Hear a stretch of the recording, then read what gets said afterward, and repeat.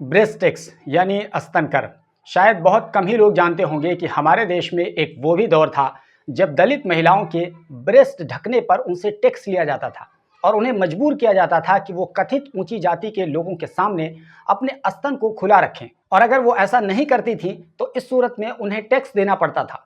इसी को breast tax कहा जाता था। दरअसल केरला का एक इलाका ट्रेवनकोर जो कभी 19वीं सदी तक एक सल्तनत के तौर पर जाना जाता था, लेकिन अब वो इलाका केरला का एक हिस्सा है। वहां निम्न कही जाने वाली जातियों के साथ किस कदर भेदभाव किया जाता था, इसकी अगर मिसाल देखनी हो तो ब्रेस्ट टैक्स को समझ लीजिए। आपको अंदाजा हो जाएगा कि दलित तबके के साथ केवल आज ही नहीं बल्कि सदियों से उन्हें एक अच्छा इंसान तक नहीं माना जाता था। तो ट्रेवनकोर के उस सल्तनत में ब्रेस्ट टैक्स, जिसे लोकल भाषा मलयालम में मुलाकरम कहा जाता था, एक ऐसा जालिमाना टैक्स था जो सिर्फ निचली जात कही जाने वाली महिलाओं पर लागू किया गया था। यानी एक ही समाज में महिलाओं के दो तरह के कानून थे। कथित ऊंची जाति की महिलाओं को अच्छे से रहने की पूरी आज़ादी थी, लेकिन निम्न कही जाने वाली जातियों, जिनमें नाडर और एडवा नाम की जातियां शामिल थीं, उन्हें खुले आम ऊपर का कपड़ा पहनने की आज़ादी बिल्कुल भी नहीं थी। और अगर कोई दलित महिला अपने स्तन को ढकना चाहती थी तो उसको टैक्स देना पड़ता था। इस टैक्स का मकसद सामाजिक भेदभाव को बाकी रखना और निचली जातों को जलील करना था। और इससे भी ज्यादा शर्म की बात यह थी कि टैक्स भी ब्रेस्ट के साइज के हिसाब से लिया जाता था। यानी अगर ब्रेस्ट का साइज बड़ा है तो ज्यादा टैक्स देना होगा और अगर साइज छोटा है तो कम टैक्स देना होता था। ये टैक्स 19वीं सदी के अवाइल में ट्रेवनकोर के राजाओं के दौर में नाफिज था। उस वक्त हिंदू धर्म के जाति व्यवस्था ने समाज को बुरी तरह से बांट कर रखा हुआ था और जिनको वो नीची जाति का कहते और समझते थे, उनको कायदे से इंसान की कैटेगरी में भी वो नहीं रखते थे। दोस्तों, मुझे यहाँ नीची और ऊंची जात बोलने में भी बुरा लग रहा है, लेकिन बात समझाने के लिए केवल मुझे ऊंची और नीची जात का शब्द इस्तेमाल करना पड़ रहा है। इसलिए मैं ऊंची और नीची जात बोलने से पहले कई बार कथित शब्द का इस्तेमाल लगा दूंगा ताकि मैं इस इल्जाम से बच जाऊं, क्योंकि मैं किसी भी इंसान के साथ भेदभाव का तनिक भी कायल नहीं हूं। तो खैर, ये जालिमाना और घृणा वाला व्यवहार सिर्फ दलित महिलाओं के साथ नहीं था बल्कि मर्दों के साथ भी हुआ करता था और उन्हें अपने सर के लिए भी टैक्स देना होता था। यानी कि अगर कोई दलित पुरुष अच्छी तरीके से अपने सर को रखता है, बालों में कंघी करके रखता है, साफ सुथरा बनकर रहता है, कुल मिलाकर कहें कि वो अच्छा दिखने की कोशिश करता है या अच्छा दिखता है, तो उससे भी टैक्स लिया जाता था। उसको लोकल भाषा यानी मलयालम में तलाकरम यानी सर का टैक्स कहा जाता था। वैसे तो ये वाला भी बुरा था, लेकिन ब्रेस्ट के मुकाबले में ये थोड़ा कम बुरा था। तो इसीलिए ब्रेस्ट टैक्स खास तौर पर महिलाओं के खिलाफ एक जालिमाना अमल के तौर पर मशहूर हुआ। अब सवाल ये है कि ये ब्रेस्ट टैक्स कब से शुरू होता था? तो इस टैक्स की शुरुआत उस वक्त से हो जाती थी जब से लड़की बालिग हो जाती थी और उसको पीरियड्स आने की शुरुआत हो जाती थी। और ट्रेवनकोर के सरकारी टैक्स जमा करने वाले घर घर जाते थे और निचली जाति की लड़कियों से जो बालिग हो चुकी होती थी, उनके घर वालों से उस लड़की के स्तन न ढकने के लिए टैक्स का मुतालबा करते थे। और क्योंकि दलित तबके के लोगों को पहले ही से आर्थिक रूप से कमजोर रखा गया था, तो जो गिने चुने दलित खानदान के लोग आर्थिक रूप से मजबूत होते थे, तो वो अपने घर की महिलाओं के स्तन ढकने के बदले वो टैक्स दे दिया करते थे और उन्हें स्तन ढकने की इजाजत मिल जाती थी। लेकिन बहुत बड़ी संख्या में ऐसे भी दलित आबादी थी जो 2 जून की रोटी के लिए तरसते थे। अब ऐसे में तो ऐसे घरों की महिलाएं यूं ही खुलेआम कहीं पर भी बिना ऊपर के कपड़े के टहलने पर मजबूर हुआ करती थी, क्योंकि उनके पास स्तन ढकने के टैक्स वाले पैसे नहीं हुआ करते थे। तो इस अमल से न सिर्फ आर्थिक बोझ बढ़ता था बल्कि महिलाओं की इज्जत नफ्स को भी मजरूह किया जाता था। लेकिन ये रस्म खत्म कैसे हुई, इसकी कहानी भी थोड़ी सी दिलचस्प और अफसोसनाक है। तो दरअसल हुआ कुछ यूं था कि 19वीं सदी के शुरू में वहां के चेरथला नाम के एक गांव में एक दलित महिला रहती थी जिसका नाम नांगेली था। और नांगेली कथित तौर पर निचली जाति से ताल्लुक रखती थी और उसे ये टैक्स अदा करने पर मजबूर किया गया था।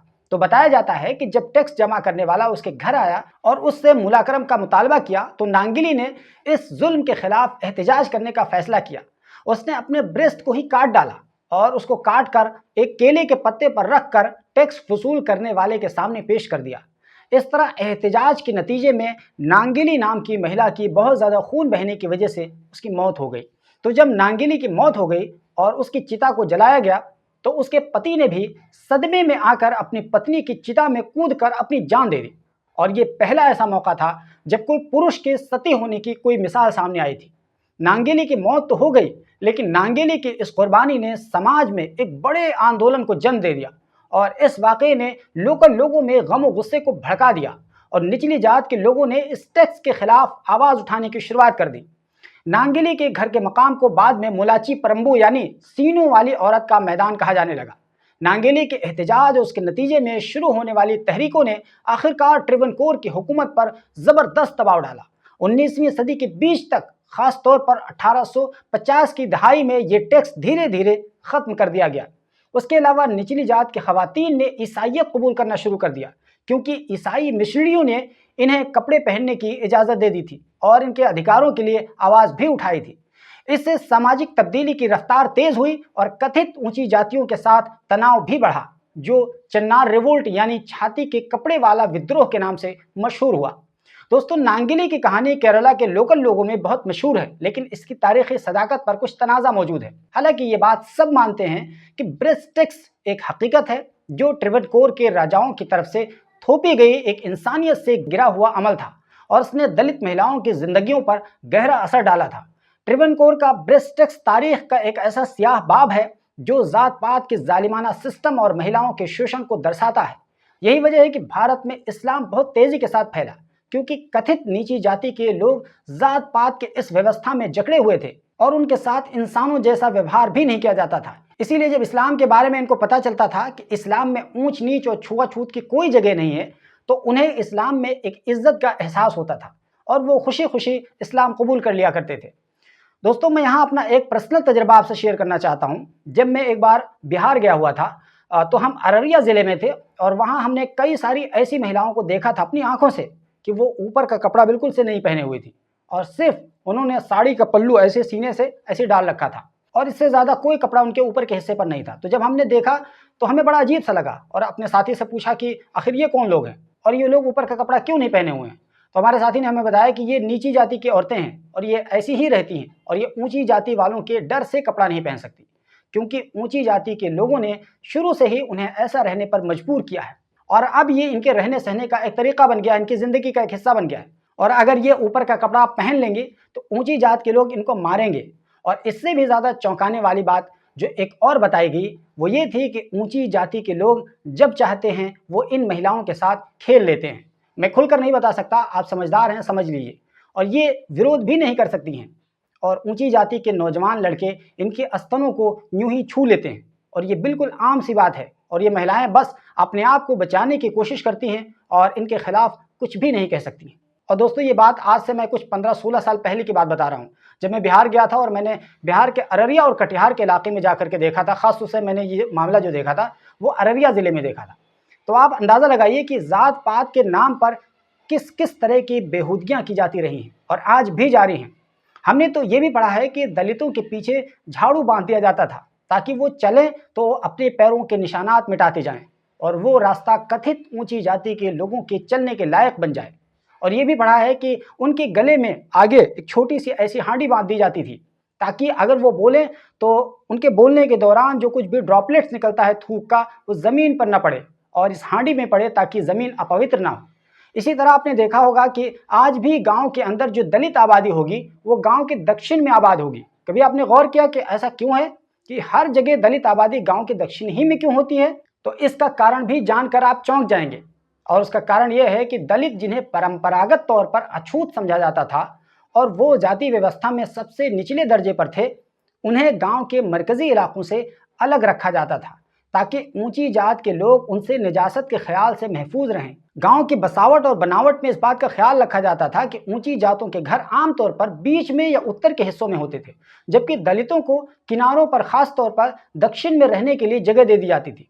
और उसकी वजह यह होती थी कि हिंदुस्तान में जो हवा की उमूमी समत, खास तौर पर मानसून के मौसम में उत्तर से दक्षिण की दिशा में और पूरब से पश्चिम की दिशा में हुआ करती है। गांव को बसाते समय ये ख्याल रखा जाता था कि ऊंची जात के घरों तक बदबू, गंदगी या दूसरी कुछ नापाक चीज़ हवा के ज़रिए से उन तक ना पहुंचने पाए, क्योंकि दलितों को अक्सर गंदे कामों जैसे कि मलमूत्र की सफाई, जानवरों की खालें उतारने या मुर्दार हटाने के काम सौंपे जाते थे, जिससे जाहिर है कि बदबू पैदा होती थी। तो उन्हें दक्षिण में इसीलिए बसाया जाता था कि हवा उनकी बस्तियों से बदबू को गांव के मरकजी हिस्से से दूर ले जाए, और अगर उन्हें उत्तर की दिशा में या गांव के बीच में बसा दिया जाता तो हवा उनके महल्ले को छूते हुए ऊंची जात के लोगों तक पहुंच जाती और ये ऊंची जात के लोगों को गवारा न थी। इसके अलावा एक धार्मिक पहलू ये भी थी कि हिंदू परंपरा में दिशाओं का खास एहतमाम होता है। उत्तर और पूरब को पवित्र और शुभ समझा जाता है।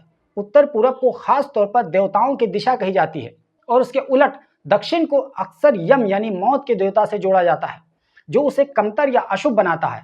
इसी वजह से दलितों को दक्षिण में रहने के लिए कहा जाता था, क्योंकि दलित जाति के लोगों को सामाजिक तौर पर ना तो महत्वपूर्ण समझा जाता था और ना ही धार्मिक तौर पर पाकीज़ा समझा जाता था।